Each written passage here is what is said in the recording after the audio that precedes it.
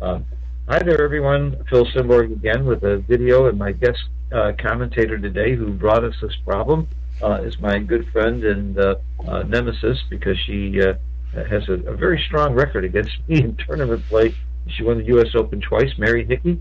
Thank you, Mary, for this problem, and why don't you set the stage for us here, and let's discuss it. Thank you, Phil.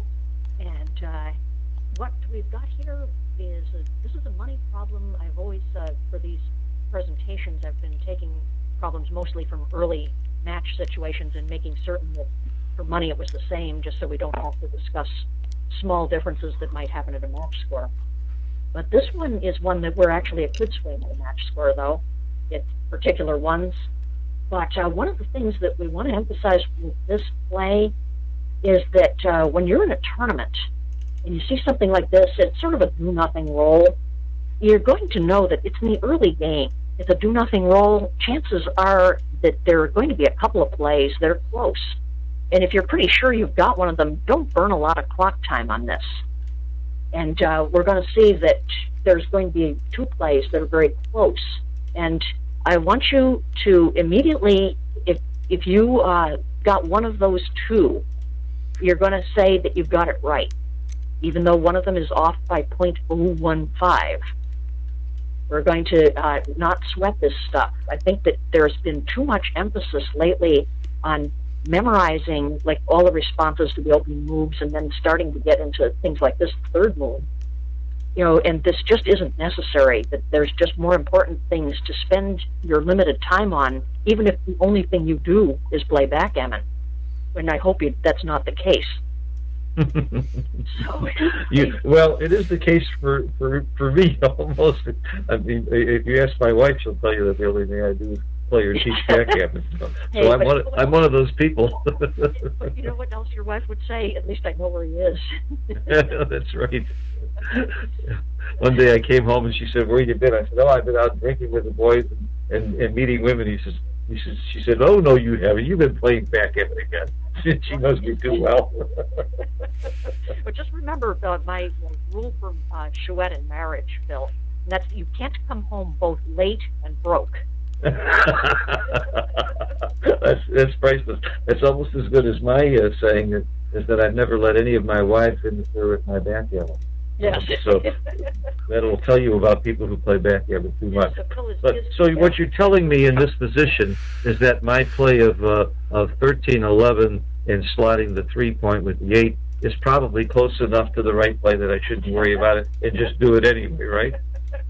Well, I think you're showing a lot of imagination even coming up with that play, Phil. Okay. But the good news stops there. Well, let's see. Another few guesses, Phil. Well, you know, this also begs the question, if I'm looking at a couple of plays here, and by the way, I see more than two that I might consider, and let me just make a fool of myself and tell you, I'm thinking about 23-18, 24-22, 23-18, 13-11. I'm thinking about 13-8, 13-11, 13-8, 24-22.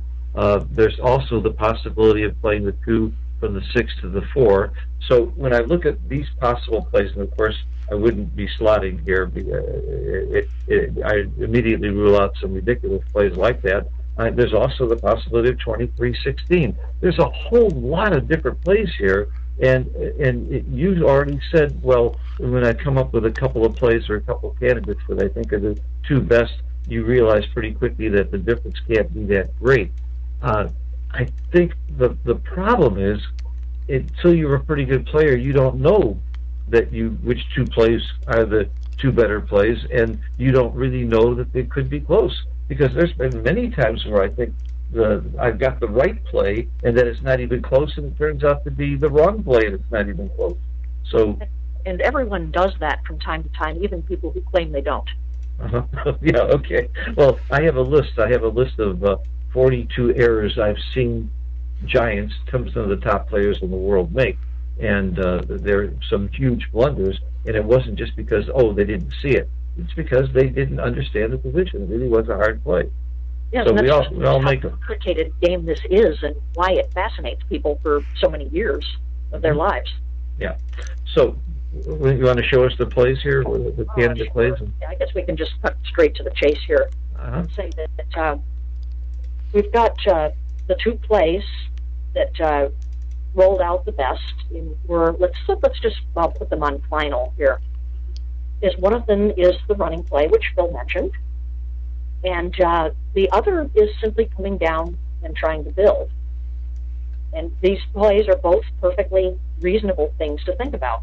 Let's talk about this one first. By the way, this is the one I did over the board. Mm-hmm. Is that I brought two down and was thinking, well, this it's true that I had to strip my midpoint, which I wasn't happy about, but I do want to have that builder down there. I'm willing to sacrifice the midpoint to get the bar if I have to, and even though I don't really want to. But more than anything, I really want to make my 5 and point and then just have a bigger board for whatever happens. And especially I'd like to fill that gap. And so this is the best way to go about it. And it was close.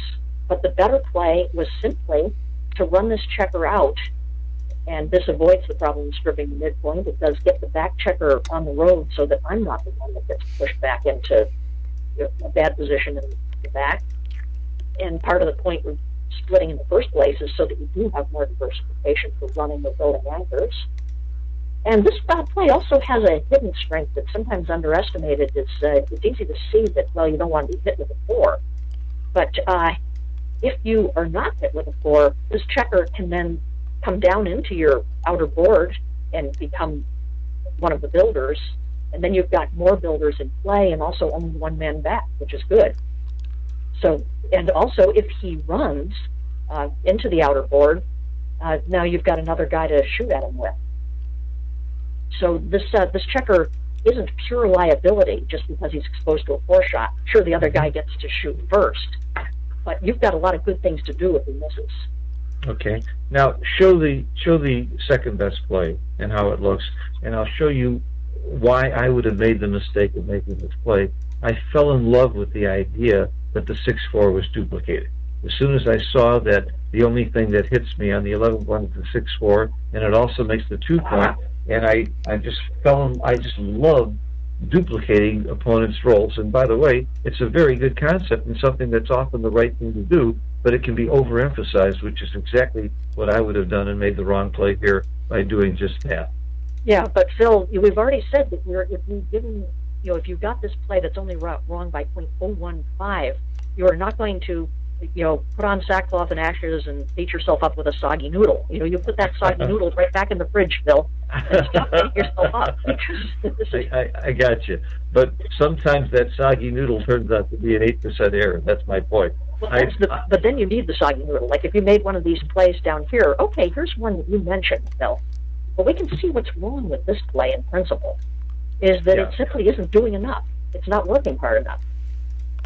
Yeah, and I really don't. I'm really not dying to have that checker on the 4-point because I'm really not. It's useful for making only the 2 or the 3-point, which is not one of my goals right now.